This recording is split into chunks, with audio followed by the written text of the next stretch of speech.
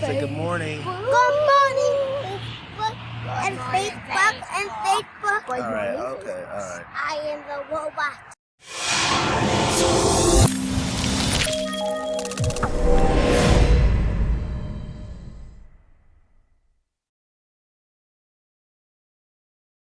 Hi, this is Abraham Walker with Ask A Walker, your Northern Virginia real estate agent. As I said in my previous video, we are working on getting back in the routine of filming these regular scheduled videos about building Ask A Walker, right? So we're building a large company that's big enough for my kids to fit their dreams into. So let's talk about today. This video may seem like a rambling video as I kind of put together some thoughts I've been having on a couple topics. First, the photo you're looking at right now, this is a photo of my kids' checklist, right? So this is Theodore's checklist.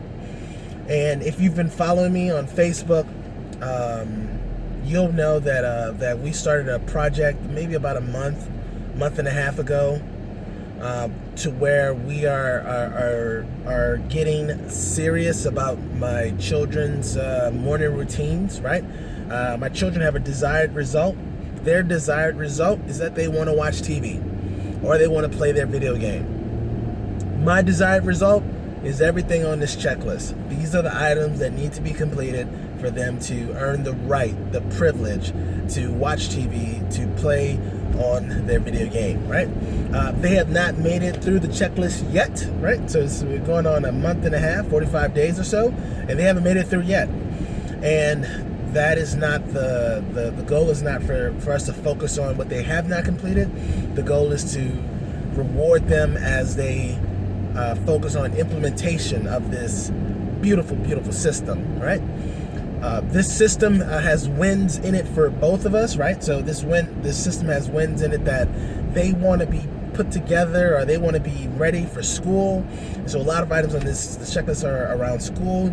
We have some personal goals. Well, I have some personal goals for them as far as the typing, as you'll notice on the checklist. People, they aren't teaching kids typing, or you can really pass a typing class without even knowing how to type, right? So we're going to make it a goal of ours to get them to increase their proficiency in typing, right? Because they're going to be typing papers, they're going to be typing correspondence between individuals, and so on and so forth. And then what's in it for them is they want to watch TV and play video games, which is fine, right? I don't think that it's a sin to play video games or to watch TV. I just think that it's a sin or it's wrong if you have not completed the task to get the reward, right? So this is a photo right here. This photo you're looking at right here, this is their bed this morning, right? So this is their bed this morning. What you may notice is that their bed it's not the neatest example of a made bed. And it's a start, right? This is a process that really just started. This making a bed is a modification and a crystal added to their checklist, and it's probably 30 days in the making, and I am very pleased that no one even looked at this bed and they did this, right? This is their interpretation of a made bed. So we'll work with them to get a better made bed product, right? So this photo here, this is a photo of my bed, right? As I work on the boys, my fellas, in their checklists, and you know, we have this, you may not know, we have this initiative we call it like raising baby men, right? And checklists are a huge portion of, a huge part, I think, in kind of setting yourself apart from mediocre individuals or mediocre lifestyle, because you can essentially work backwards to your desired result. Well, what I noticed is that I was practicing something that I was not preaching, right? And so I was preaching that that you should have these organized lists. You should work, start with the end in mind, right? And Theodore, my youngest, brought it to my attention. He said, Dad, you don't make up your bed. And I said, no, son, I don't make up my bed. At that time, if I was honest with you, I would say that I almost told him, hey, son, I'm the adult, you're the kid. Stay in your place, son. I'm raising you, right? I'm raising, I'm your guide, right? So let me guide. And then I've been working on calming myself or quieting myself and just paying attention to what the children are intending on teaching me. And I realized something, that I was in conflict with what I was saying versus what I was doing, right? So then I started my own process of making my bed, right? And this is a part of my checklist, right? I'm working on developing my morning checklist for a perfect morning. I don't know what my reward would be, because I just don't know what my reward would be yet. And I also am just working on the rest of the checklist items. So I wanted to show this to you because it, well, let's see how this translates to business, right? I find it interesting that sometimes you have people that are intended on teaching you something, and they have not done it themselves. I find it interesting that sometimes you find people that are intentional about helping you get past your setback or your point of failure, and they have failures that are themselves like looming, like they're like right in front of them, but they can't see that. So I think that we would benefit from not necessarily turning away advice from people that have not done something themselves, but just, I guess you need the relationship though. So, and like I said at the beginning of this may be a rambling video, and I apologize. So based upon the relationship, the relationship will determine whether or not you're able to consult or tell this or help this individual see their flaws, right? So it may be challenging for you to have someone that's giving you advice, and you know that they have not taken the advice themselves, right? They have not read their own prescription, right? But they want to prescribe to people on a regular basis. So I don't know how to deal with that. I don't know. I have a relationship with my children, right? And also I understand that they mean well. So when they bring something to my attention, I benefit from listening to them.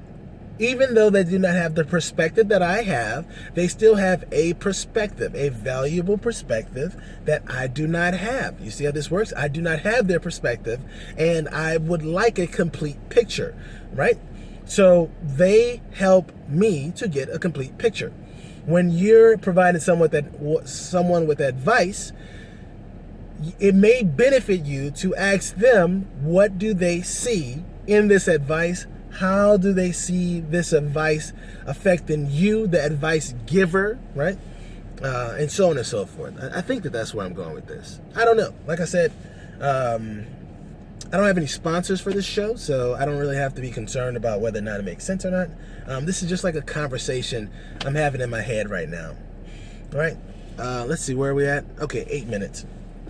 Okay, so we've talked about the checklist. We talked about my now making up my bed. You know what? Let's save this next idea for the next video. We'll because it's getting later. It's getting to be a longer video. So, what do you think? I'd love to hear I'd love to hear when you've given advice and then you realize that you are in contradiction to that same advice you gave to somebody else, which is almost all the time. And when did you make the decision to actually take your own advice? When did you decide that you would swallow your own medicine? So that's it for today. My name is Abraham Walker with Ask A Walker, your Northern Virginia real estate agent. We specialize in Kingstown, Alexandria, Springfield, Lorton. You know what? Scratch that. We live in Kingstown.